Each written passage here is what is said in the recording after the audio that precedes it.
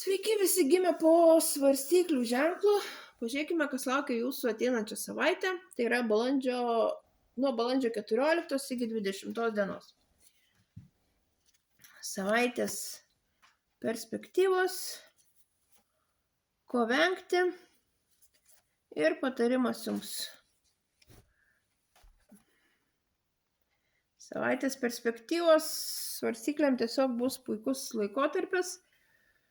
Būsit pilni energijos, pilni idėjų ir tiesiog ateinantį savaitę tai yra laikas, kai reikia veikti. Jau nėra kada galvoti, nėra kada planuoti.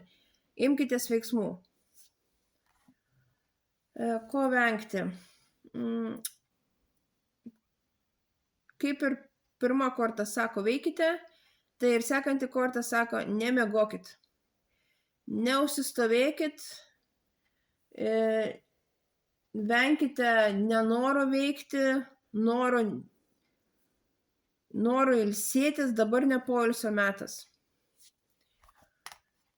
Ir patarimas jums. Šią savaitę, jeigu jums ar aplinkybės jūs privers, ar jums reiks tai padaryti, nebijokite būti kategoriški, priimkite greitai ir rimtus sprendimus. Taip pat prieš ko nors imdavėsi įsigilinkite tą reikalą iš pagrindų ir tiesiog priimkite ryžtingus sprendimus ir nebijokite veikti.